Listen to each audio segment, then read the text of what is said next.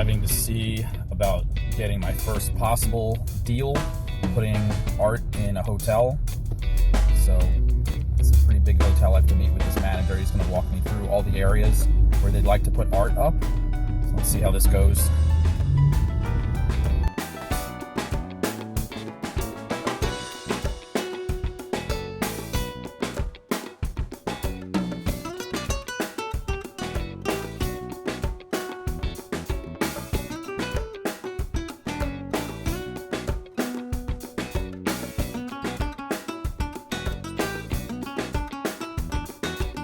Here's the restaurant where they possibly want to see if I could make some pieces that would fit what they're looking for.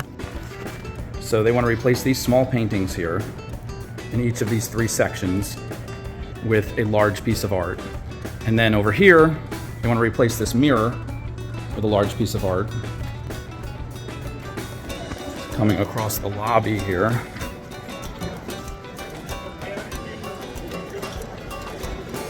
To this more of a vestibule area when you first come in, with a nice staircase going up.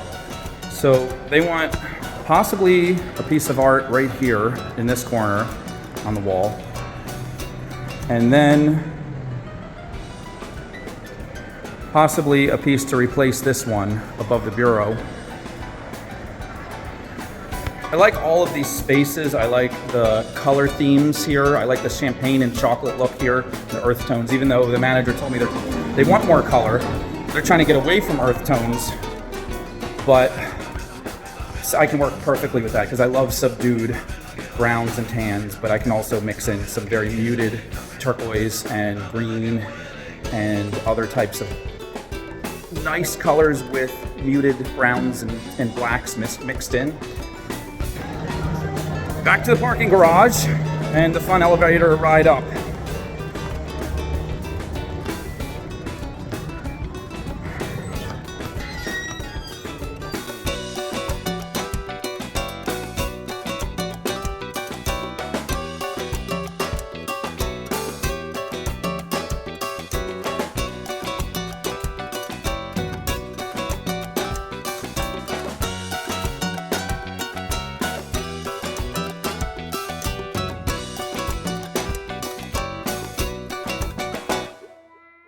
This is super overwhelming. On the phone, it sounded like it might have been a done deal, and now the guy is saying he wants me to pitch all these ideas, to take the photos I took of the hotel and Photoshop in art ideas to send for them to consider, which all makes sense, but I guess now I'm going to learn how to use Photoshop. The first time I come down into the city in like forever, and driving on my way back, GPS sends me past an actual outdoor art gallery. Check this out. There's like 10 by 10 booths with like fine art. I'm gonna check this out, it's gonna be fun. So this first booth is, your name, sir? JD Dennison. JD Dennison, and then this is 3D. I keep saying everything, we're getting into 3D wall art, and this is 3D printed. Look at this. That one is Philadelphia. That's fantastic. That is amazing.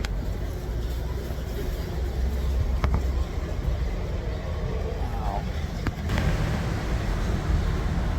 That is so cool.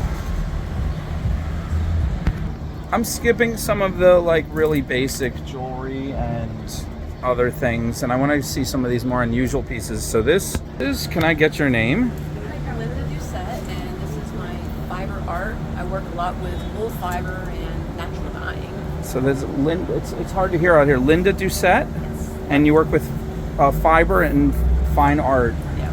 Okay. Okay, now that, look at that. Again, there's like a 3D element to this. You got to really see it in person. Hand felted. Hand felted. You really can't, this isn't doing it justice to see this on a screen. You have to walk up to this and look at, these are so warm and just fun, whimsical. Oh no, I love this.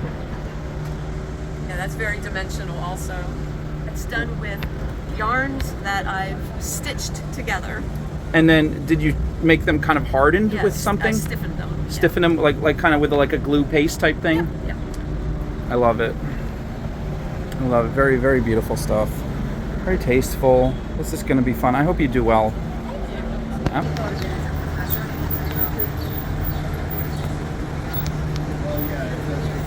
Okay, when it comes to pottery, you got to be sculptural. I love this stuff. Ooh, I'm telling you, there goes the 3D wall art again. 3D wall art, it's coming. Look at those, look at how the branches disconnect from the porcelain slabs. Oh, yeah, and the relief in this, again, this 3D wall art. Look at that. Oh, these are so pretty. Okay, what was your name, sir? Tom Logenslager.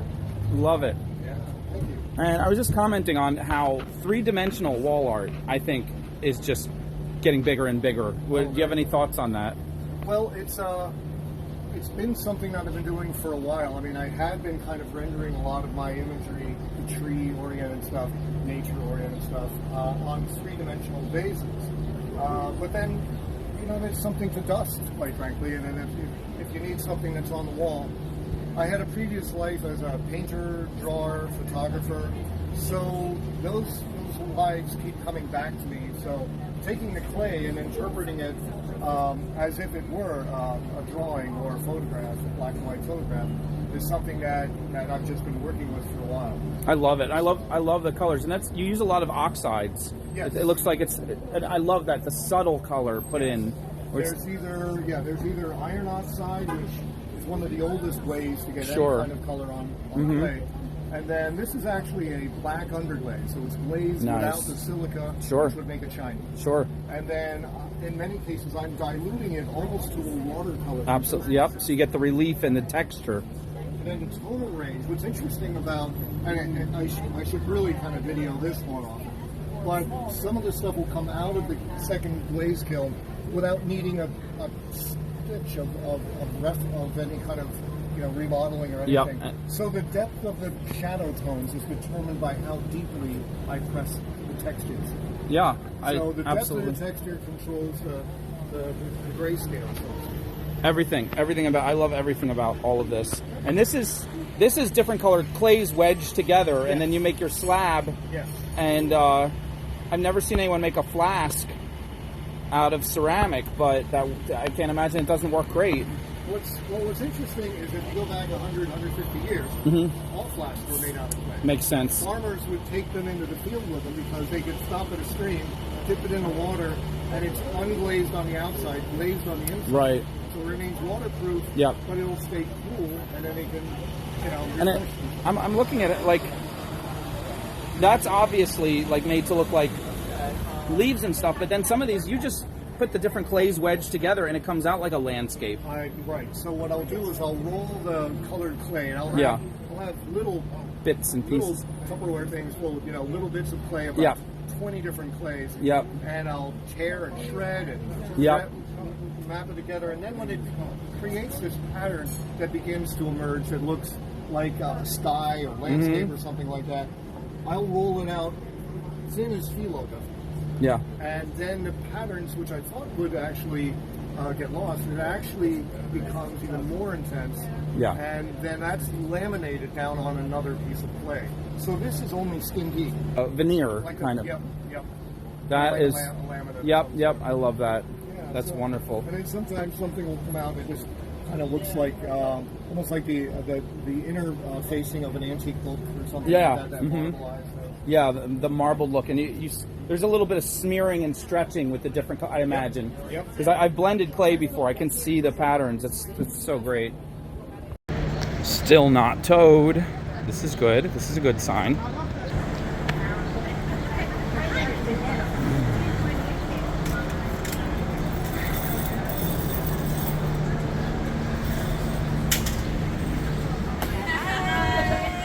And you are?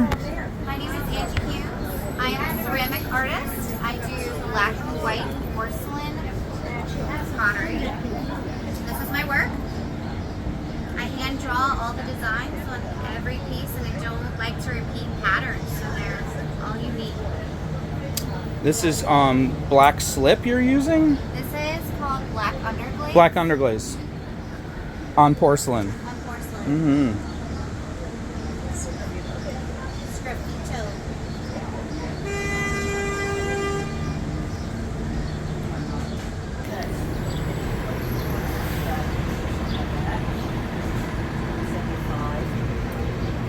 You want the hummingbird first tattooed on her shoulder. No brainer. Yeah.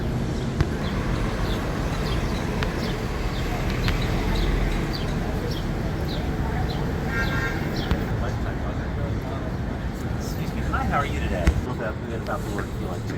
Let me guess. Hand-blown glass? It's actually flame-worked glass. Flame-worked. Flame-worked. So she's melting glass directly in the flame of a small torch to make all these shapes. Beautiful. And Leslie is, I'm not the artist, my wife Leslie is the artist. She's been doing this for about 20 years. She's a member of the Pennsylvania Guild of Craftsmen. And we do this show twice a year. Very excited to be, always excited to be here in Philly. I'm getting a bad, I need to get the sun out of the shadow here because your colors are just amazing. Melting glass directly in the flame of a torch to make all these shapes. Welcome to take a look all around anything up there. If you have any questions, The concept is the lightness, so it's absolutely weightless. It works for dressy and casual occasion. Just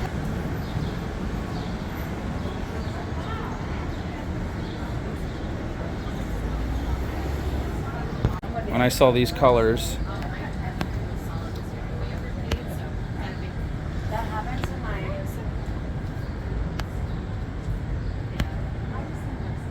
wow.